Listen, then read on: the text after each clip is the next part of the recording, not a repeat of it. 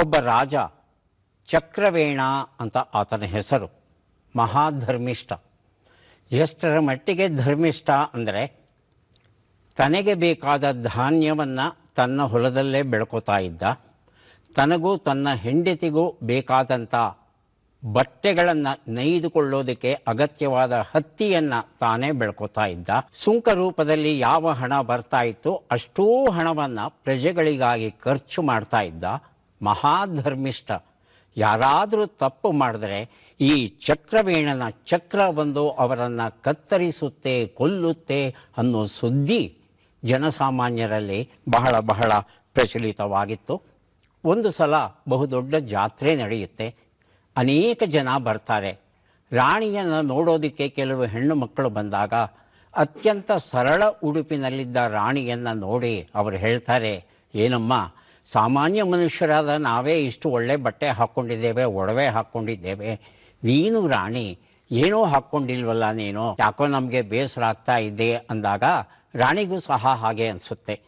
ತಕ್ಷಣ ಚಕ್ರವೀಣನ ಹತ್ರ ನನಗೂ ಬಂಗಾರದ ಒಡವೆ ಬೇಕು, ನನಗೂ ಒಳ್ಳೆ ಸೀರೆಗಳು ಬೇಕು ಅಂತ ಕೇಳಿದಾಗ ಚಕ್ರವೇಣ ಹೇಳ್ತಾನೆ, ನಮ್ಮ ಹತ್ರ ಹಣ ಇಲ್ಲ, ಅದು ನಿನಗೆ ಗೊತ್ತಿದೆ.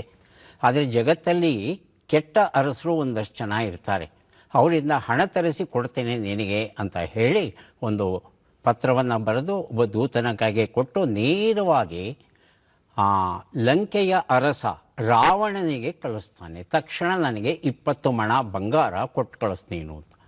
ಅವನಿಗೆ ರೇಗೋಗ್ಬಿಡುತ್ತೆ ರಾವಣನಿಗೆ. ಯಾವ ನಿಮ್ಮ ಹೆಸರೇ ಕೇಳಲಿಲ್ಲ, ನಾನು 20 ಮಣ ಬಂಗಾರ ಕೊಡಬೇಕಂತೆ, ಕೊಡೋಕ್ಕಾಗಲ್ಲ ಹೋಗಂತ ಹೇಳಿ ಅವನನ್ನು ಬಂಧನದಲ್ಲಿ ಇಡ್ತಾರೆ, ಆ ದೂತನನ್ನು.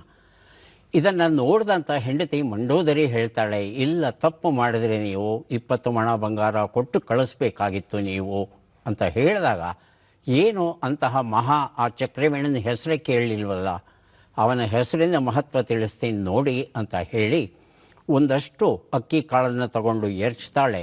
ಗುಬ್ಬಚ್ಚಿಗಳೆಲ್ಲ ಬರುತ್ತೆ, ತಿನ್ನೋಕ್ಕೆ ಶುರು ಮಾಡುತ್ತೆ. ತಕ್ಷಣ ಹೇಳ್ತಾಳೆ, ಚಕ್ರವೇಣನ ಆಜ್ಞೆ, ತಿನ್ನಬೇಡಿ ಕಾಳನ್ನು ಅಂದಾಗ ಕಾಳು ತಿನ್ನೋದನ್ನು ನಿಲ್ಲಿಸುತ್ತೆ ಹಕ್ಕಿಗಳೆಲ್ಲ. ಮತ್ತೆ ಕಾಳು ಹಾಕ್ತಾಳೆ. ರಾವಣನ ಆಜ್ಞೆ, ತಿನ್ನಬೇಡಿ ಅಂದಾಗ ತಿಂತಾನೆ ಇರುತ್ತವು. ಮತ್ತೆ ಕಾಳನ್ನು ಹಾಕಿ ಇನ್ನೊಂದಷ್ಟು ಹಕ್ಕಿಗಳು ಬಂದು ತಿನ್ನೋವಾಗ ಚಕ್ರವೇಣನ ಆಜ್ಞೆ, ತಿನ್ನಬೇಡಿ ಅಂದಾಗ ಎಲ್ಲ ಹಕ್ಕಿಗಳು ತಿನ್ನೋದು ನಿಲ್ಲಿಸುತ್ತೆ, ಒಂದು ಹಕ್ಕಿ ಮಾತ್ರ ತಿಂತಾನೇ ಇರುತ್ತೆ.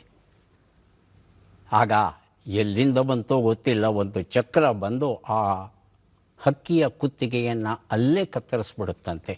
ಇದನ್ನು ನೋಡಿದಾಗ ರಾವಣನಿಗೆ ಅನಿಸುತ್ತೆ, ಇಲ್ಲ, ಯಾರೋ ಮಹಿಮನೆ ಇರಬೇಕು ಅಂತ ಹೇಳಿ 20 ಮಣ ಬಂಗಾರವನ್ನು ಕೊಟ್ಟು ಕಳಿಸ್ತಾನಂತೆ.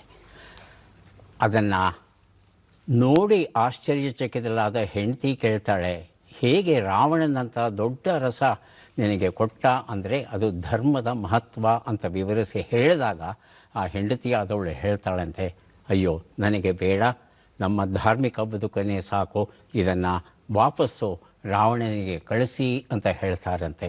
ಹಾಗಾಗಿ ನಮ್ಮ ಇತಿಮಿತಿಯಲ್ಲಿ ಬದುಕನ್ನು ನಡೆಸೋದು ಬಹಳ ಮುಖ್ಯ.